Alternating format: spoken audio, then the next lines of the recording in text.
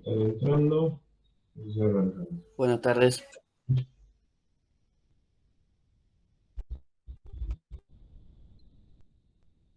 Bueno, algo que tenía que decir. Hoy alguien me pidió un video de subirle el uso práctico 3 de simulaciones. Lo hago sin falta de clase.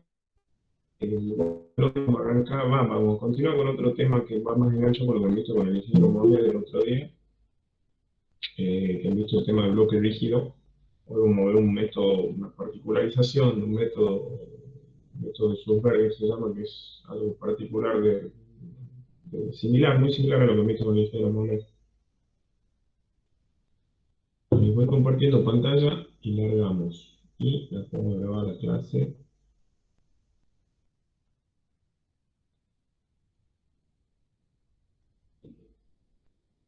Bien. Ahí está.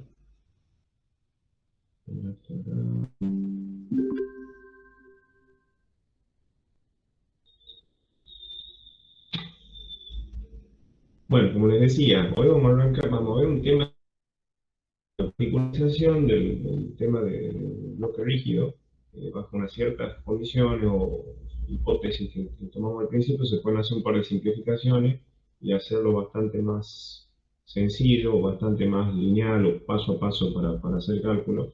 Y así como fue el método este de Sulzberger, a ver, espérenme, como para ver el escritorio, un segundito. Eh,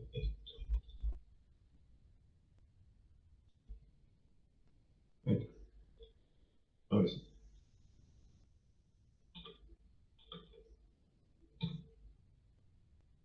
Bien, lo que les decía, el método este es muy ideal para bloques, para fundaciones tipo bloque de hormigón sin armadura, donde por lo general lo que se funda o lo que se sujeta con un bloque es un elemento tipo un poste, tipo una línea de alta tensión, un poste alambrado o algún elemento que transmite una puntual y que pueda tener un momento en alguna de las direcciones. Algunas de las condiciones, lo que le decía, que se simplificaba un poco para que se pueda aplicar. O sea, esto parte de la teoría del bloque rígido que han visto la semana pasada con el ingeniero Mohamed. Segundo,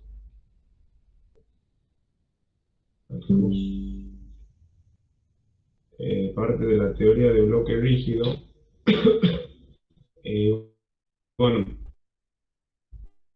parte de las hipótesis o condiciones tiene que ser un espacio de el suelo tiene que estar en un pico. O sea, que esto se produzca, tenemos que tener giros pequeños. Ahora con la condición suelo y si los giros tienen que ser menor que, para que lo podamos considerar al suelo, que está como todavía en la parte de la limitante que pone para los giros. O sea, pone que ya van a ver el sistema, que bueno, acá no tengo dibujitos, pero hagamos un croquis acá. Ustedes van a tener un elemento como un poste y su respectiva fundación con un bloque de hormigón. Entonces lo que pone Solver es que el giro que se produce en esto sea, bajo esta circunstancia, que la tangente del ángulo,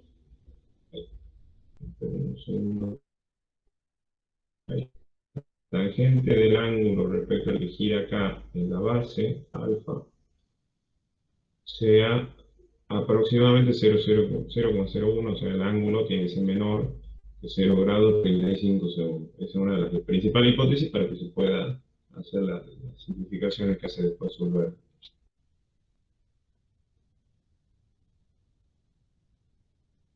Y el suelo tiene una variación lineal del coeficiente de balasto, que vamos a hacer un pequeño paréntesis. Creo que ya lo saben, pero yo siempre hago una breve introducción para recordarles qué era el coeficiente de balasto. Creo que cuando estábamos viendo la parte de la platea, el tema de los resortes, pero lo repasemos. El coeficiente de balasto era algo similar, o sea, en el suelo lo que se hace es una cierta, pueden hacer una analogía con la constante de un resorte. Cuando ustedes tienen una porción de suelo que tenga una unidad de lado, o sea, la que fuera, un metro por metro, un centímetro por un centímetro, el coeficiente de balasto es la presión que yo tengo que hacer en esa superficie para que esto se deforme una unidad para abajo.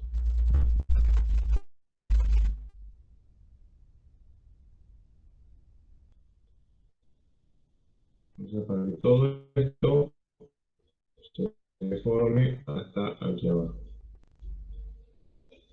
Y el coeficiente de balasto ese se expresa en una unidad de fuerza sobre una unidad de superficie por una unidad de distancia. Eso siempre les aclaro. El coeficiente de balasto por general se usa la letra K, es como la constante del resorte, y se expresa en una unidad de fuerza, por ejemplo, kilogramos,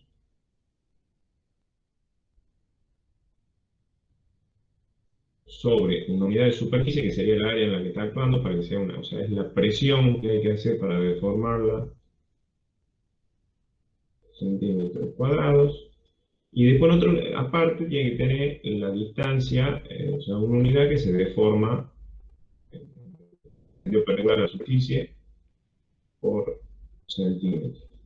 Entonces, por lo general, ustedes lo van a ver expresado, lo pongo acá abajo, como kilogramo por centímetro cúbico, o tonelada por metro cúbico, una cosa así, o sea, por una unidad elevada al cubo.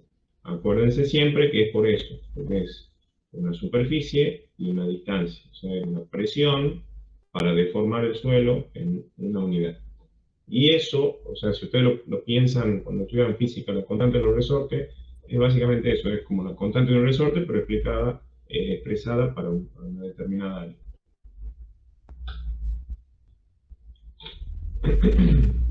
Y cuando vamos a ver cómo resiste un bloque rígido, esto por ahí me superpongo un poco con lo que lo han visto el ingeniero en un momento, vamos a pasar rápido.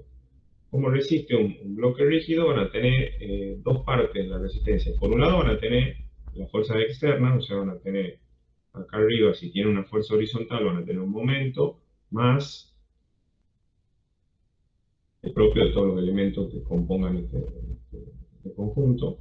Y el suelo va a resistir por dos cosas. Por un lado va a tener una reacción en la base, en lo normal, y por el momento seguro esa reacción va a estar desplazada, va a tener una pequeña excentricidad, porque esto va a tender a girar. Entonces yo acá en la base voy a tener un momento que se va a oponer al momento externo. Y por otro lado tengo lo que es un momento de empotramiento, que es en todo el lateral voy a tener la fuerza del suelo que está acá, que también, o sea, va a tener, en este caso, me adelanto un poco, la fuerza del suelo en este caso tiene una forma parabólica. Vamos a ver por qué, pues sale eh, una ecuación diferencial. Ahora la vamos a ver. Y la resultante de ese empuje del suelo me va a generar acá también, que cuando yo dibujo con el mismo color, lo dibujo con rojo acá, un momento en la base, y acá en el costado, esta fuerza por la distancia al punto de giro que en teoría es acá abajo, vamos a ver que hay variaciones también, puede variar, me va a generar acá al costado un momento de empotramiento, que es el que soporta el lateral, y el momento de la base el que genera el fondo.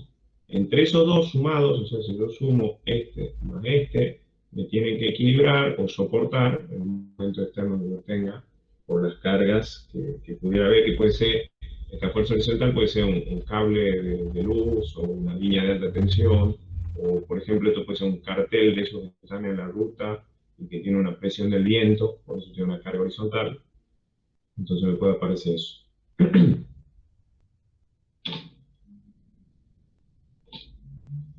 Lo que propone Solberg es una tablita en función de la relación, vamos a ver cómo se calculan los momentos de empotramiento y el momento de las bases para varios casos. Y en función de la relación entre uno y otro, dependiendo de cuánto valgan, si vale 0, 0,1, 0,2, 0,3, 0,5 y hasta 1, en el caso de 1, el coeficiente es 1, lo que toma es un factor de seguridad y lo aplica a ese factor de seguridad a esta ecuación que está acá abajo. O sea que la sumatoria de los dos momentos, el fondo y el lateral, tienen que ser mayor o iguales que ese factor de seguridad por el momento externo que veíamos recién, que es el que me hace volcar todo el sistema.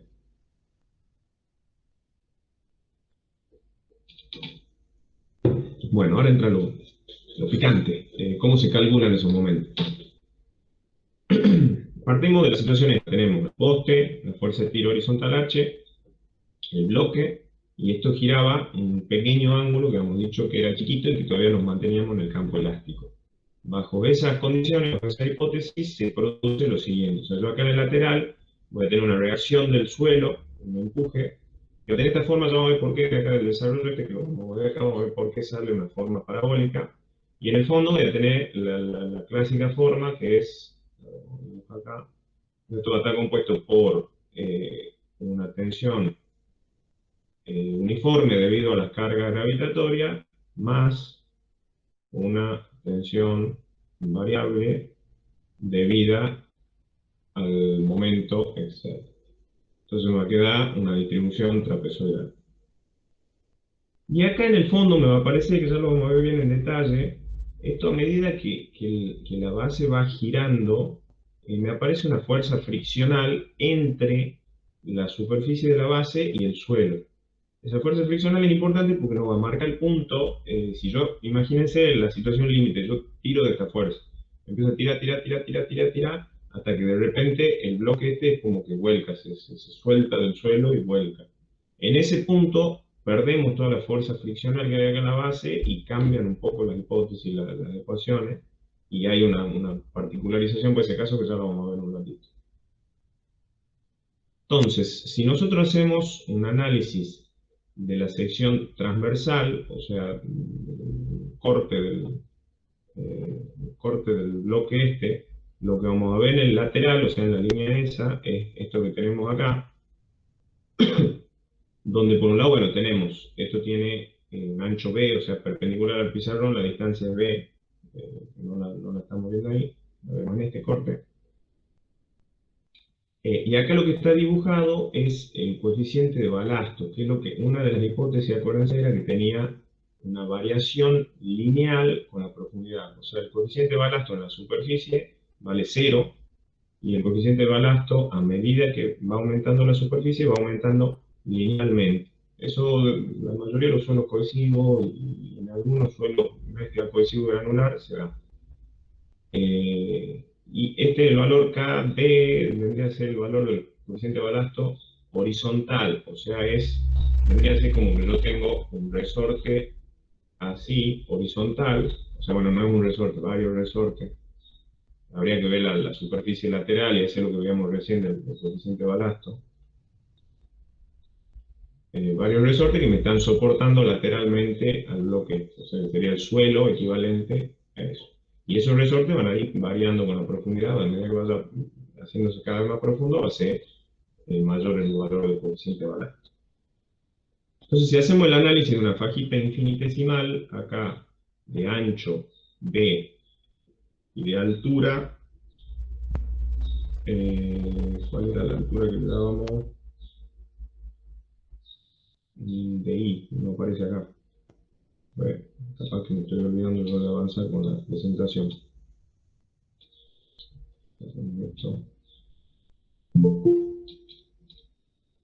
Ahí está.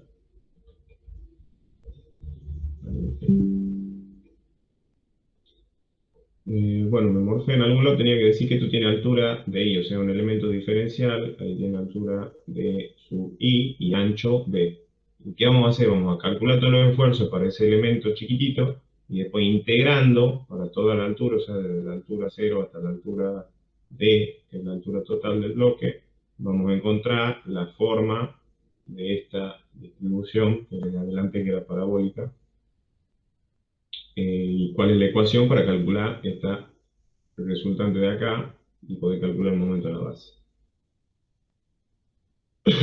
Por un lado tenemos que el desplazamiento S, o sea, esto que se desplaza, esa fajita infinitesimal que tengo acá se va a desplazar una distancia S de acuerdo al giro ese chiquitito que teníamos. Eso por trigonometría es la altura I, o sea, nosotros arrancamos como el 0 aquí en la base, la altura I hasta el punto donde está la faja esa que estamos analizando, por la tangente de alfa. Eso es trigonometría.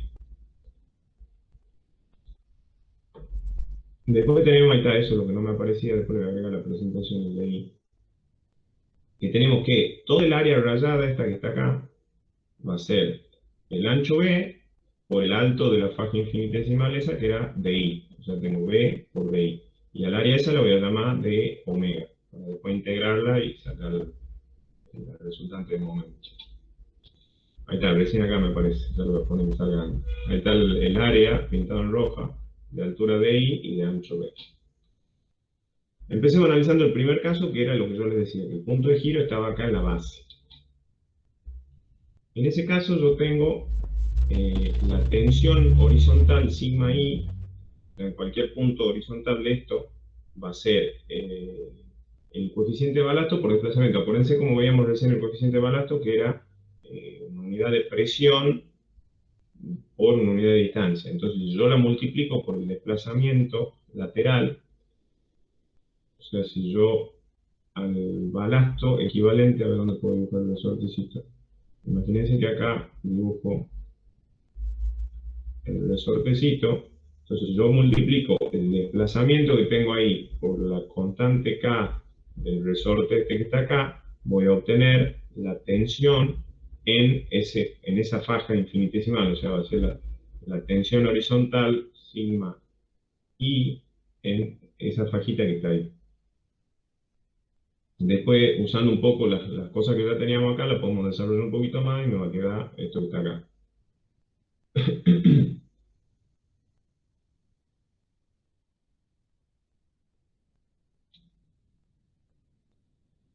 De ahí, una vez que tengo la tensión, yo puedo obtener la fuerza, acá está dibujada, o sea, en ese puntito amarillo sería la fuerza que me ejerce todo el elemento ese chiquitito que estamos analizando, el área esta. Si yo multiplico la tensión sigma I que está actuando en eso por el área, que era DI por B, que es esto que está acá, de omega, voy a obtener la fuerza que me hace ese pedacito de bloque. O sea, lo voy a pintar acá en amarilla, sería acá en correspondencia con el desplazamiento ese, yo voy a tener un elemento diferencial de fuerza. Y bueno, después desarrollando con todo lo que veníamos, pues llegar a esta ecuación de acá. Y ya teniendo esa fuercita infinitesimal que yo he calculado acá, un diferencial de fuerza, si yo ese diferencial de fuerza lo multiplico por el brazo de palanca hasta el punto de giro, que era la distancia I, voy a tener un diferencial de momento. O sea, ahí voy a tener un dme. Entonces ya tengo para esta faja chiquitita la fuerza que hace y el momento que hace multiplicándolo por la altura.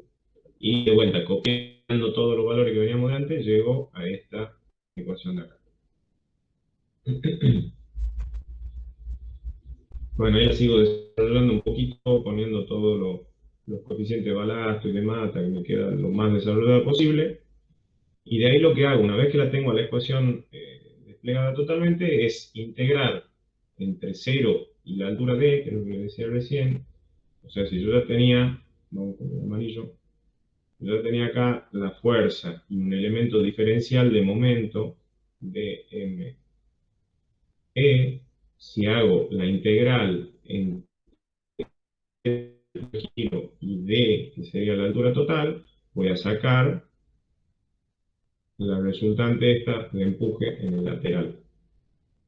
Entonces, bueno, de vuelta, copiando todo lo que teníamos acá dentro de la integral, después no sé si está el paso siguiente que saca todos los elementos. Ah, no, ya está hecho.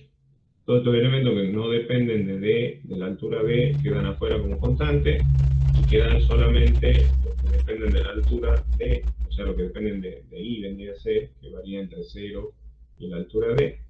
Y el resultado de esa integral, creo que es la diapositiva que sigue, ahí está, es este, que es el que nos interesa. O sea, el desarrollo un poco cómo se llega a la ecuación, pero lo que nos interesa a nosotros para la práctica es esto.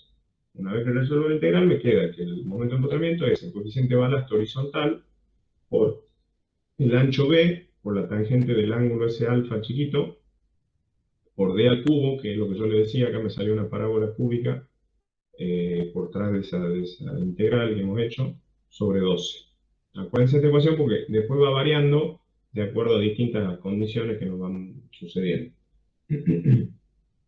Y en ese caso, nosotros tenemos por un lado el momento de empotramiento, que era el momento ese que decía Sulberger, que va a soportar acá ME, que me va a contrarrestar parcialmente el momento exterior. Y por otro lado yo tengo la tensión máxima, la voy a tener, acá se ve clarito del dibujo de la parábola, esta bueno ya está dibujada, pero créanme que si la dibujan a esta les va a salir así, que la tensión máxima la tienen en el punto D sobre 2, que justo ahí en el centro. Entonces es otra cosa, nosotros tenemos que verificar que esto no vuelque, o sea que el momento este, más el de la base que ya lo vamos a ver, soporte todo y el sistema no vuelque, y por otro lado tenemos que verificar que esta tensión máxima sea menor que la tensión admisible. Que la tensión admisible a esa profundidad D sobre 2. O sea, porque la tensión también puede ir variando con la profundidad.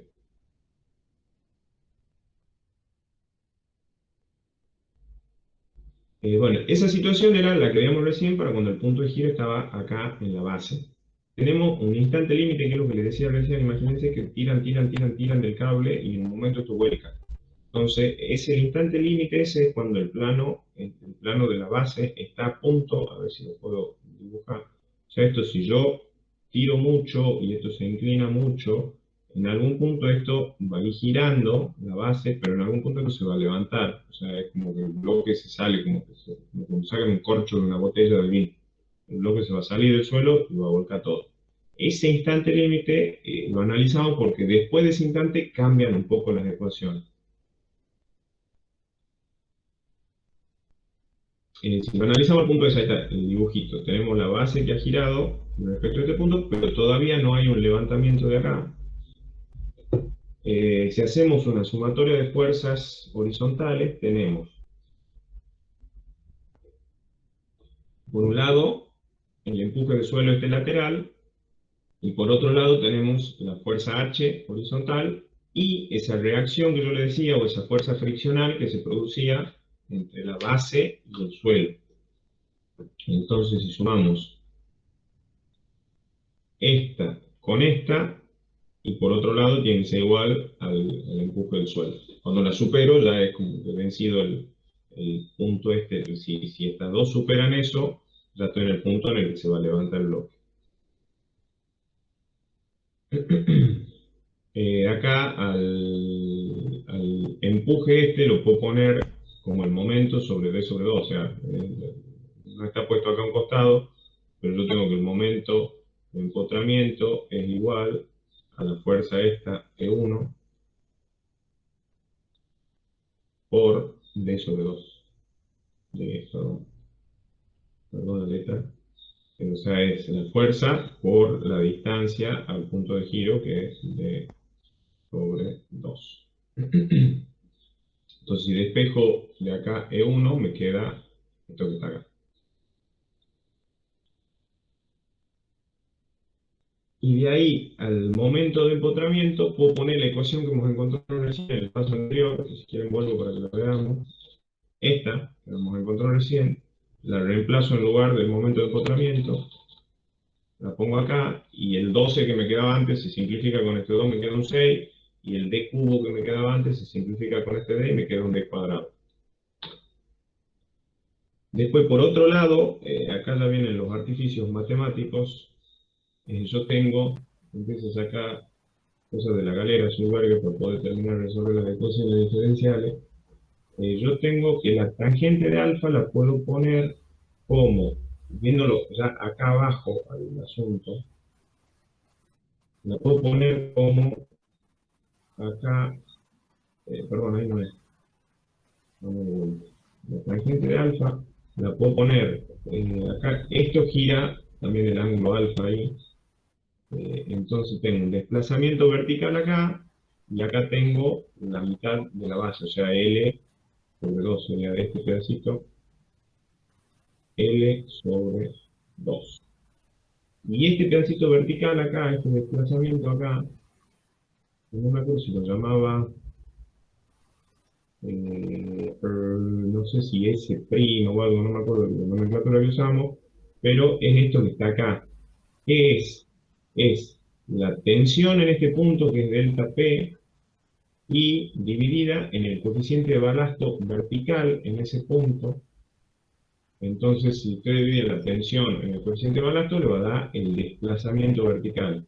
Y por trigonometría, el cateto opuesto sobre el cateto adyacente, o sea, este sobre este de acá, y van a tener la tangente del ángulo.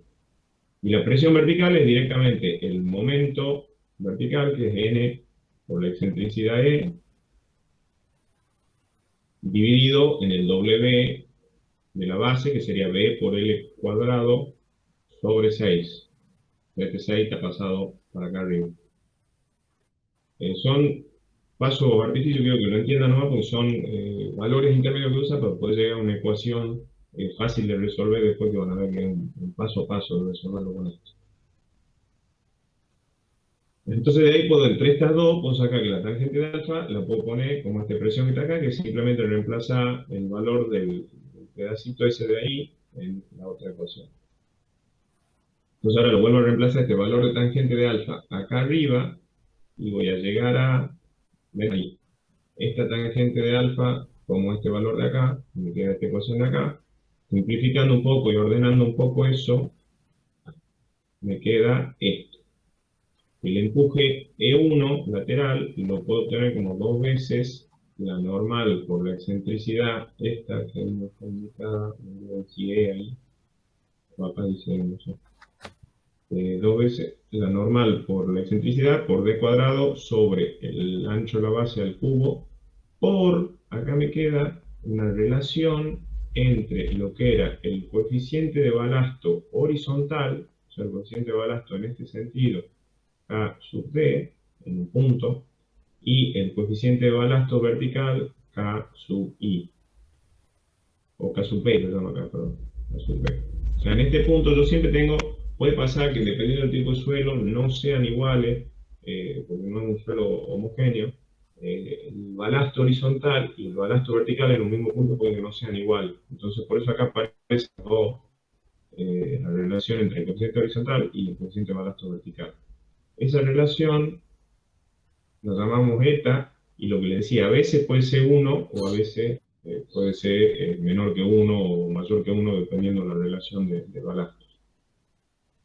Bueno, esta ecuación la guardamos por ahí, acuérdense, o ya volvemos, o la vamos a usar para un paso más adelante. Y también hacemos, para este caso, una sumatoria de momentos en el punto de giro este acá, en la base, donde voy a tener que la fuerza de tiro H, esta de acá arriba, por la distancia total a la base, que sería D más H, eso que está ahí, me va a quedar,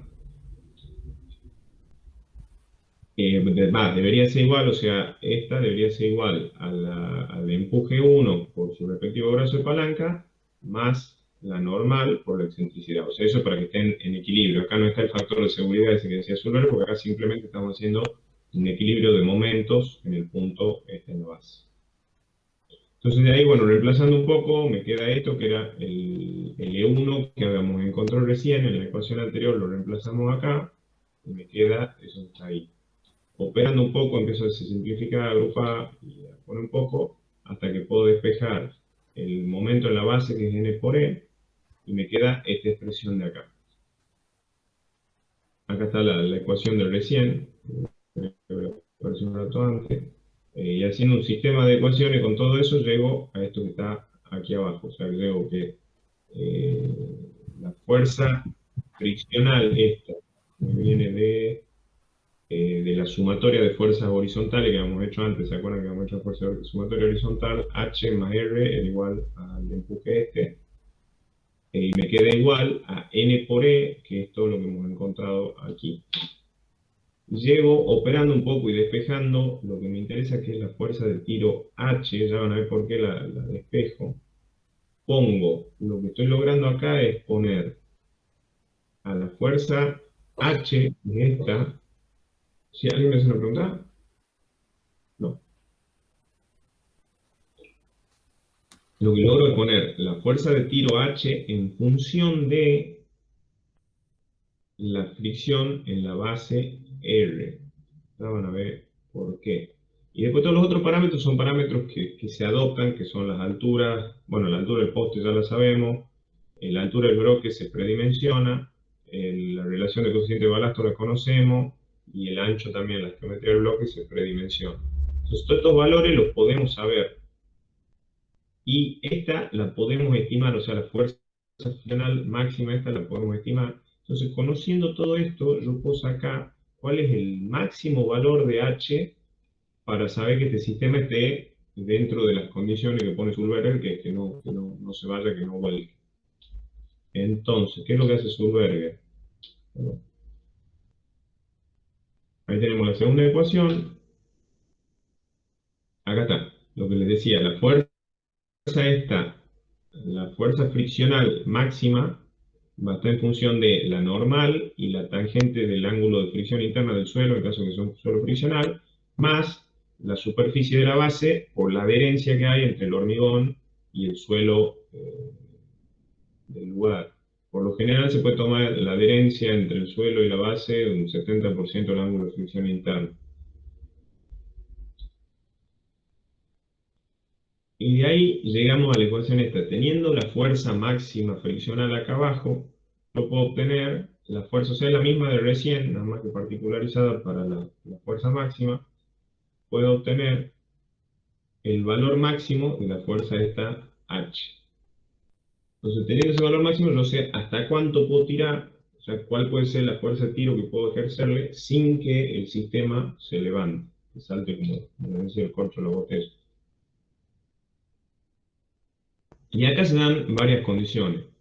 Cuando estoy dentro de la máxima, o sea que la fuerza real que yo tengo H es menor que la máxima que hace que se levante, trabajamos con las ecuaciones que veníamos viendo recién. O sea, el momento de empotramiento de la base vale esto que lo hemos encontrado recién con las ecuaciones diferenciales. Ah, bueno, y no está ahí la tensión, pero bueno, y la tensión máxima se daba acá en D sobre 2. En el caso de que la fuerza H la supere a la máxima, o sea, está venciendo ya la fuerza friccional esta y empieza a pasar eso que se levanta y se sale el bloque, tenemos dos casos. Cuando la diferencia es pequeña, o sea, menor a un 20%, todavía valen las ecuaciones que habíamos considerado anteriormente sin un error mayor, o sea, que todavía pueden utilizarlo. Y en el caso, bueno, y la tensión, esa me olvidé ponerle, la tensión máxima, que sería la tensión acá en ese caso, esa sería sigma 1, vale el coeficiente de balasto horizontal por D sobre 4 por la tangente de alfa. Y en el caso que superemos esa fuerza, o sea, que la fuerza horizontal H sea mayor ya que un 20% la diferencia entre la real y la máxima, ya ahí el punto de giro se mueve, o sea, ya no estoy en la situación que tenía antes, que el punto de giro estaba acá abajo, sino que el punto de giro sube a D sobre 3. O sea, esta distancia ahí es D sobre 3. Y en ese caso ya hay un levantamiento y un giro de la base. Cuando pasa eso, varían un poco, obviamente que no vamos a hacer de vuelta todo el desarrollo de ecuaciones diferenciales, integrales y demás, pero varían un poco y la única diferencia que encuentra Sulberger en la ecuación final es que el dividendo este de acá en vez de ser 12 acaba siendo 36. Es la única diferencia que tienen en el cálculo del momento lateral de empotramiento. Y la tensión máxima creo que también variaba un poco, sí, que en vez de ser sobre 4, la tensión máxima acaba siendo sobre 9. O sea, hay una pequeña variación porque se está levantando. Fíjense que son valores menores, o sea, al ser mayor los dividiendo acá, el momento de empotramiento y la tensión lateral van a ser menores porque se está levantando y ya hace menos ayuda el empuje lateral del suelo. Bueno, esto es lo que respecta al momento de empotramiento. Entonces, básicamente tenemos el caso de que estamos dentro de la fuerza de tiro máxima, que va a ser esta ecuación que teníamos acá, con esta tensión máxima. Si es pequeño, o sea, si la diferencia sigue siendo menos dentro del 20%, siguen valiendo esas dos, y si ya la fuerza la supera ampliamente a la fuerza máxima, la base se levanta y gira, y ahí cambia la ecuación. Ahora vamos a ver, ya tenemos todo calculado lo que son las fuerzas de empotramiento lateral, o sea, el momento de empotramiento lateral. Vamos a ver la que nos queda, que es el momento de empotramiento en la base, que es bastante más sencillo que este. Ahí estamos.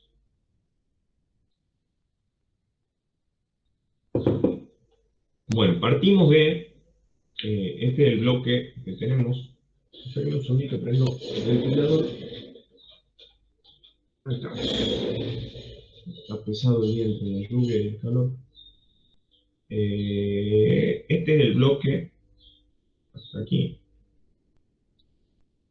Entonces nosotros tenemos dos cosas en la base, lo que les decía recién. Tenemos una distribución de tensiones trapezoidal que se debe en parte a un descenso del bloque, o sea, voy a tener una deformación acá vertical por las cargas normales, o sea, esto va a bajar hasta aquí abajo. Y por otro lado tengo un giro respecto, rojo, respecto del centro de la base. Voy a tener un giro que me va a producir otro desplazamiento acá, que va a ser S', uno llama S0, que es el desplazamiento por las cargas normales, y S', el desplazamiento por el giro. Y esos dos se van a corresponder, el S0 se va a corresponder con la tensión debida a cargas normales, y el S' se va a corresponder a la tensión que la llama delta sigma, que serían las tensiones por los momentos. Entonces, el desplazamiento vertical, este S0 va a ser la fuerza dividida en el área, o sea, la presión en toda la base, o la puedo calcular en un punto también. No, en este caso la está calculando por todo el área de la base, porque hace L por B, que sería la perpendicular a la pantalla que no la vemos, dividido en el coeficiente de balasto vertical. O sea, acá estamos trabajando con fuerzas verticales, ¿sí? Entonces es lo mismo, volvemos al concepto de coeficiente de balasto. Tengo una presión, una distancia que se deforma, y eso es igual al coeficiente de balasto, que daba en kilogramos por centímetro cúbico o toneladas por centímetro por metro cúbico. Después, por otro lado, el momento de la base, que es el que queremos calcular, es la normal, que no está dibujada acá, sería la resultante del trapecio este por la excentricidad E al punto de giro que está ahí en el centro. De ahí, el delta sigma, o sea, este pedacito, que sería lo que varía el trapecio, va a ser el momento de la base dividido en el módulo de la base. Entonces, si reemplazo este valor n por e, lo tengo acá, e y acá n, y acá tengo el W de la base, que sería B por L cuadrado sobre 6. Este 6 pasa para acá arriba multiplicando y lo saco de acá abajo. Y me quedaría eso de ahí. Por otro lado, tengo que la tangente del ángulo es algo similar a lo que hemos hecho recién, el artificio ese que era la tangente. Si yo tomo esto así, este pedacito S' así, y este es el ángulo alfa, la tangente del ángulo alfa va a ser S', que es el cateto opuesto, sería este de acá, sobre L sobre 2, que es el cateto adyacente, que sería este de acá, y reemplazando con todos los valores que tenía arriba, sería delta sigma sobre el coeficiente de balasto vertical dividido en L sobre 2. Si reemplazo todos los valores ya de los que están acá del valor de delta sigma, me queda que la tangente de alfa es 12 veces n por e, similar a la ecuación que teníamos anteriormente. Y de ahí yo sé que esto que me aparece acá, n por e, es el momento en la base. O sea que ya lo tengo ahí. De ahí directamente lo despejo. Entonces el momento en la base va a ser b por L cubo por el coeficiente de balasto vertical sobre 12 por la tangente del ángulo. Esto es un poquito más sencillo, no hace falta recurrir, como es lineal, no hace falta recurrir a ecuaciones diferenciales ni nada más complejo. Ahora, teniendo eso, veamos... no, la tensión máxima, en este caso va a ser la tensión en el extremo. La tensión acá, vamos con otro color. Esta sería sigma 2, la que teníamos acá al costado, la llamábamos sigma 1 a la máxima en este sentido, y en este caso tenemos sigma 2 que sería la máxima vertical, que también la vamos a tener que comparar con la tensión admisible a esa profundidad. O sea, esta la comparamos con la tensión admisible en D sobre 2 y esta la comparamos con la tensión admisible a una profundidad D. Y en ese caso la tensión máxima es la tensión debida a la normal más la tensión debida al momento, que eso es lo que venimos haciendo en todas las fundaciones. Esta es la debida a la normal y esta es la debida al momento. Y acá nos pasa lo mismo, tenemos el caso límite, como teníamos antes, cuando el desplazamiento debido a la normal y el desplazamiento debido al momento son iguales. Entonces, ¿qué pasa? Cuando estos dos son iguales, me queda acá esta diferencia que está acá, que sería uno menos el otro, me queda directamente en 0. Quedo justamente una distribución triangular, donde acá tengo la mitad vale S0 y la otra mitad de este pedacito vale S'. Entonces me queda esto. Este triangulito que está acá, que esto sería acá S0 y acá abajo sería S'. Y de este lado, como son iguales y se tienen que restar, me queda directamente 0. Y acá directamente está puesto dos veces S0, porque bueno, son iguales, entonces es exactamente lo mismo. Bueno, la tangente de alfa es 2 veces S0 sobre L. Y en ese caso, la tensión máxima sigma prima en este punto va a ser la normal sobre el área, más el desplazamiento es por el coeficiente de balasto. Sí, está llegando. Perdón, a ver, esperen un segundito. Estábamos hablando entonces, el caso límite, cuando yo tengo acá 0 y acá 2 veces el desplazamiento es 0. Y de ahí tengo que cuando supero el caso límite, o sea que ya hay un levantamiento en la base, en ese caso, la diferencia, fíjense, entre el desplazamiento por las cargas normales menos lo que se levanta lo hace, acá sería desde acá hasta ahí, que sería S', ya me da negativo, o sea que quiere decir que el desplazamiento por el momento S' es mayor que el desplazamiento por las cargas verticales S0, que es lo que está puesto acá. En ese caso hay un levantamiento en el extremo de la base, y como ya saben ustedes, ya queda parte que sería parte de la base sin trabajar, que sería la parte donde, entre comillas, tenemos tensiones negativas. En ese pedacito de ahí ya no está trabajando la base y se me achica un poco el triangulito donde están distribuidas las tensiones de contacto. Entonces, de ahí, lo que podemos calcular es el momento de la base para esta situación. ¿Qué es lo que varía en esta situación?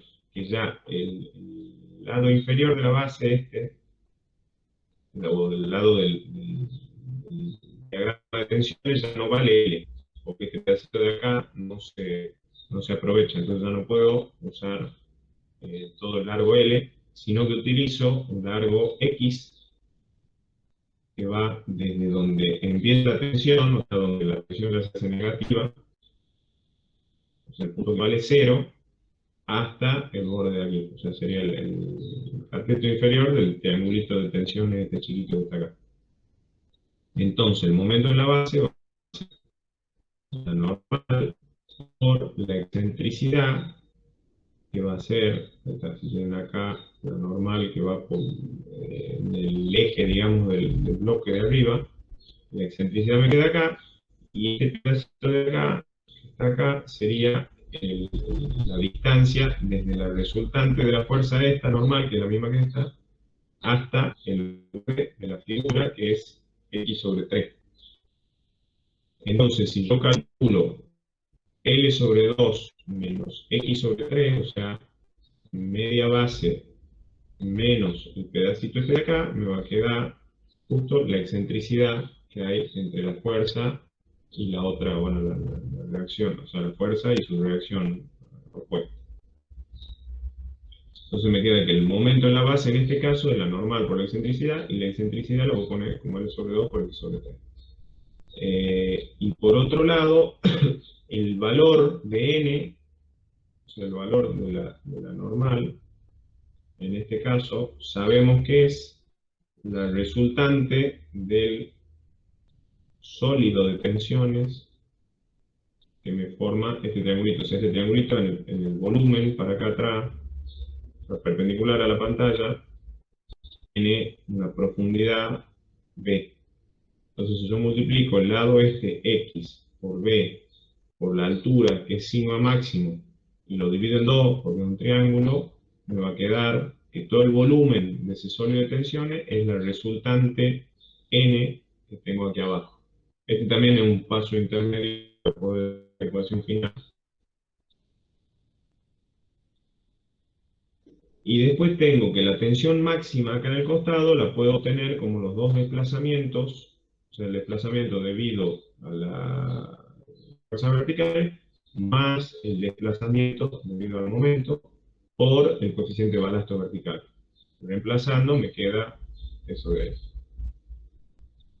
Y de ahí volviendo a poner el valor de, el valor de X, lo despejo y lo paso para esta ecuación de acá, me queda que la normal la puedo poner como esa forma, que me queda una ecuación cuadrática de X, y de ahí puedo despejar X, y me queda, o sea, volviendo a reemplazar este valor de X que encuentro acá, lo reemplazo acá arriba, me queda esta ecuación que está acá abajo.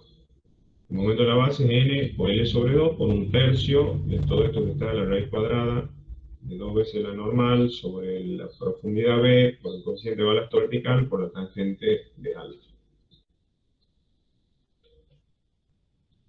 Y la tensión máxima, o sea, la tensión en este punto sigma 2, sería esto que queda acá, que es salida de acá. O sea, si ustedes, a ver.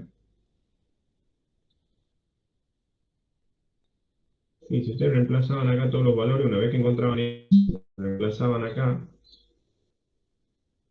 que sería este valor de acá, lo reemplazan ahí y van a tener la tensión máxima en este bordecito, que sería sigma 2, para este caso, que es el caso que no tenemos carga en ese borde.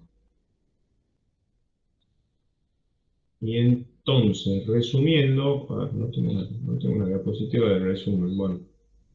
Pero bueno, básicamente, acuérdense, entonces tenemos un valor de momento en la base y un valor de tensión para el caso de que no haya un levantamiento y todavía se está aprovechando todo el ancho de la base, o estamos en el caso límite, que serían estos dos de acá, o sea, este de aquí, y como he hecho recién con el momento de empotramiento, y después tenemos este caso para cuando ya hay un levantamiento de la base acá y hay parte de la base que no está trabajando. En ese caso las ecuaciones, el momento de la base vale esto y la tensión máxima vale esto.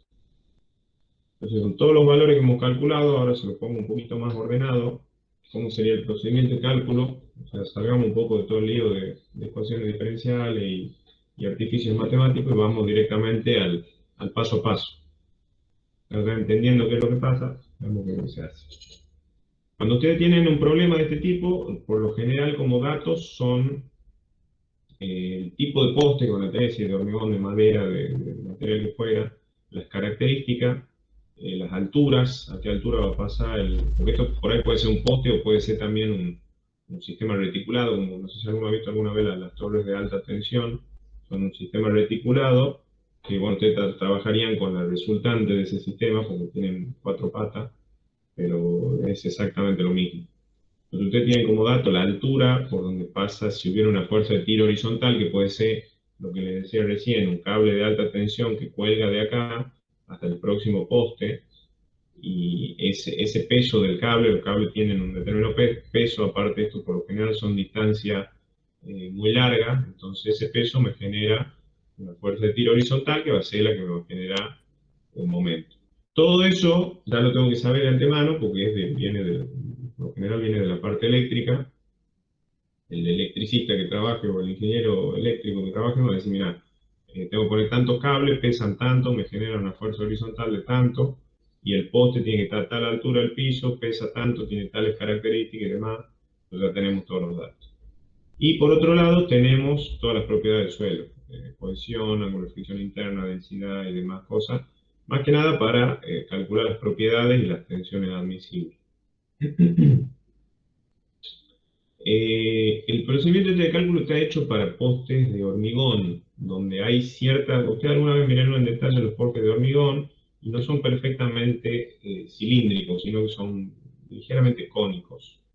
Eh, Fíjense acá, esto es lo que les decía, el diámetro máximo, o sea, el diámetro en la base del poste, es el diámetro superior, que es el diámetro de arriba, más un pequeño porcentaje de incremento que va en función de la altura total del poste, o sea, porque el poste queda, parte del poste empotrado dentro del bloque de hormigón.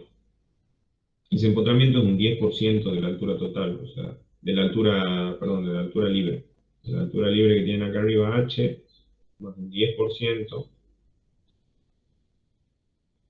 que es lo que queda empotrado acá abajo. Y con esta ecuación es la que va variando el ángulo de los postes. Por lo general ya vienen listos los postes, pero bueno, esto como dato anecdótico. Después el próximo paso, un predimensionado de la base, que como mínimo, el ancho mínimo de la base puede ser cuadrada en planta, o sea que B y L sean iguales, y como mínimo tiene que tener el diámetro del poste en la base más 30 centímetros, o sea 15 para cada lado, como mínimo. Y como altura mínima tienen que tener el 10% ese que entraba el poste acá abajo, más 30 centímetros, o sea, para acá, ahí 30 centímetros, y para acá, mínimo 15 y 15.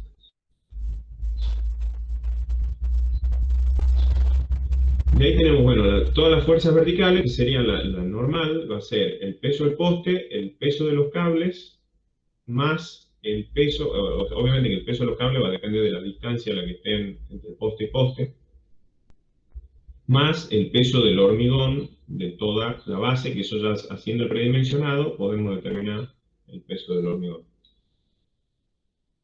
Y después, por eso les decía que hacía falta tener todos estos datos de acá.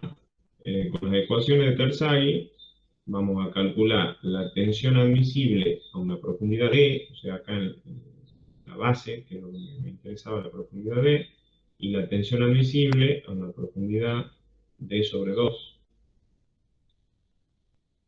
que es la que voy a comparar con la tensión máxima de la parábola cúbica esta que me sale acá, y la de acá la voy a comparar con la tensión máxima del trapecio que me sale acá, que sería la de este borde.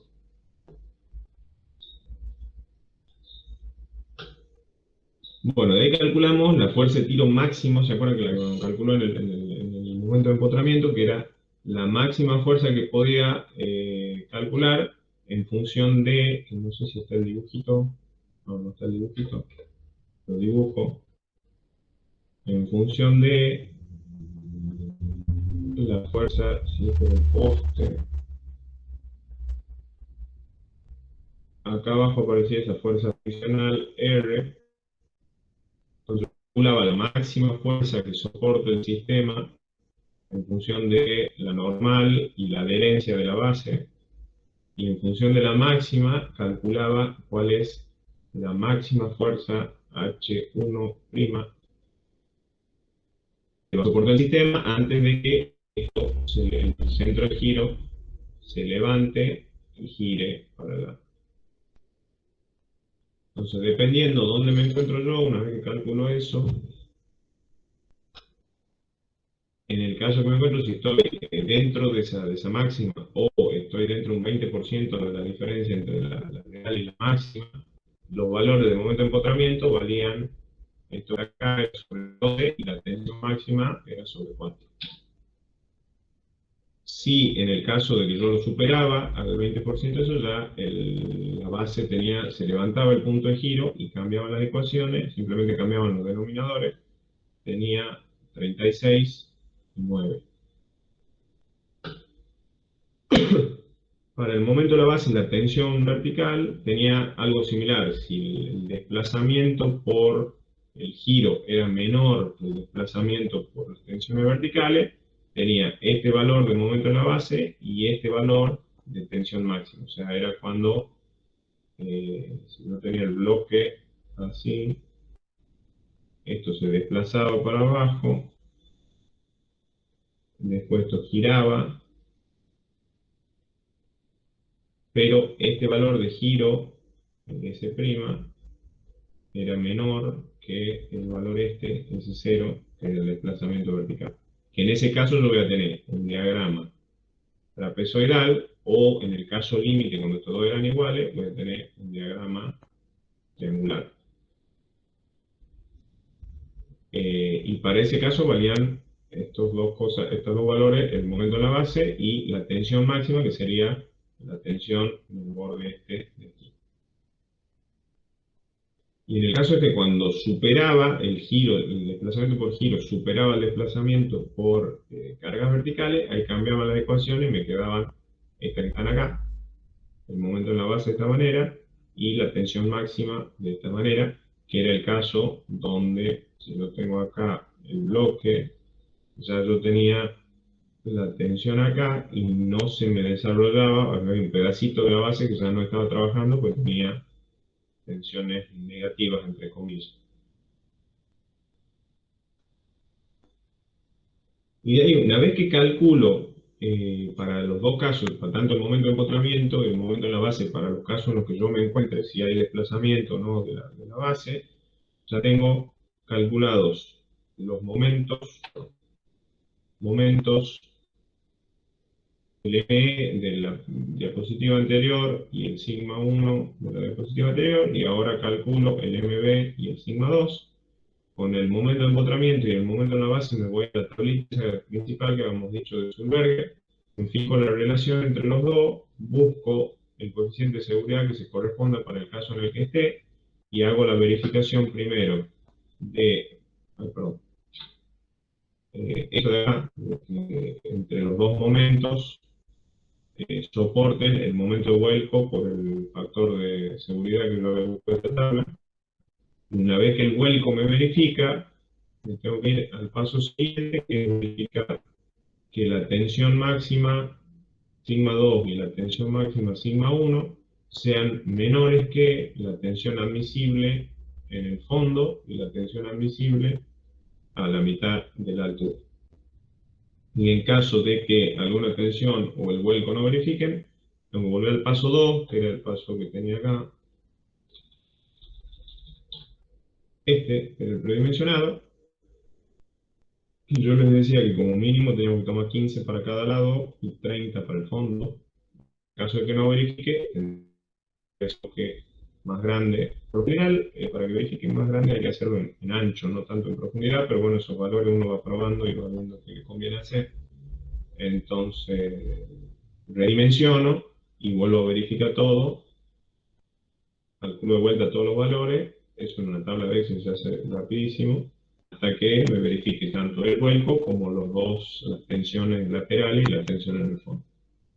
Y de esa forma nosotros podemos resolver muy rápidamente un sistema que es muy sencillo, porque fíjense, esto no es una base, no lleva armadura, no tiene tanta complejidad como es una base aislada, sino que simplemente un bloque de hormigón, y de manera simple y segura pueden resolver situaciones bastante complejas, y que cuando son, por ejemplo, una línea de alta tensión, una línea eléctrica, que se repiten, no sé, cientos de postes todo el trazado de la línea. Es un sistema bastante económico y bastante sencillo para ejecutar también en obra. No hace falta estar armando armadura, nada. O sea, directamente un bloque de hormigón dentro del suelo. Y creo que eso es todo por hoy. ¿Alguna duda?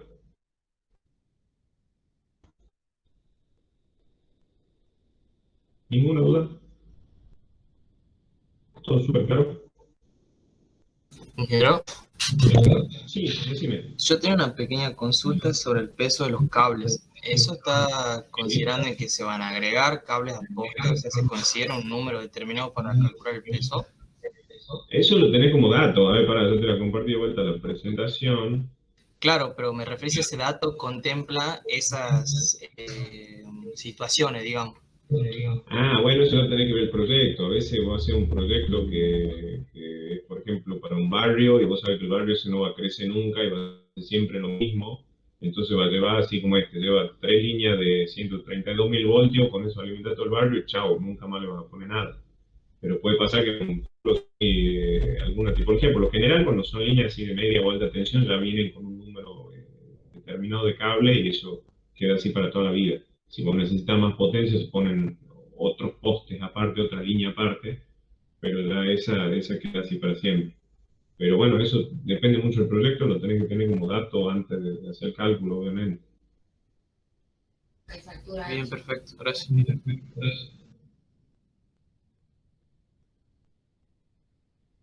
¿Alguna otra duda? Ingeniero, disculpe que lo moleste de vuelta. Quería saber si le podía hacer una consulta por privado después, cuando termine la clase. Antes de que termine. Sí, dale, no hay problema. Ya terminamos con todo y quédate conectado. Bien, gracias. Yo les iba a decir, bueno, con esto creo que terminamos lo que es el tema de bloques rígidos y pilote corto. Mañana el ingeniero Pagani se iba a meter ya con lo que me quedó, como usted tenía una clase medio introductoria sobre pilotes, cuando me dio de visita de obra. Y mañana el ingeniero Pagani va a avanzar con eso, trata de completar, capaz que la semana que viene terminan de ver un poco el tema de pilote, para que ya después nos metemos en práctico, el trabajo práctico de pilote, que ya sería uno de los últimos. Lo que yo sí hoy, perdón, me olvidé de pasarle el enunciado del práctico anterior de simulaciones, que ahora termino la clase, se los paso, se los subo al Classroom. Y bueno, no sé si tiene alguna duda o quieren hablar de algo, yo estoy todavía corrigiendo parciales, no he terminado, voy a tratar de tenerlo listo lo antes posible. Y sí me queda pendiente ya la semana que viene el grupito de chicos que no ha rendido, vamos a ver si la semana que viene lo podemos hacer, ya después me dicen bien qué días tiene libre, para que veamos cuándo podemos rendir ahí en el aula del suelo del laboratorio. Ingeniero, Sí, Clara, eh, de eso te quería hablar, que tu muñeca. sí, igual no puedo escribir todavía, pero el tema es que tenía un contacto con COVID y ahora me voy a ir a mañana porque me siento muy mal, estoy enfermísima, no No, no, sé qué voy a hacer.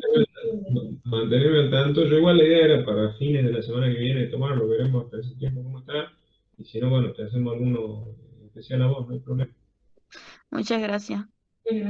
No, de nada. Bueno, ¿y alguien más tiene alguna otra duda por hoy?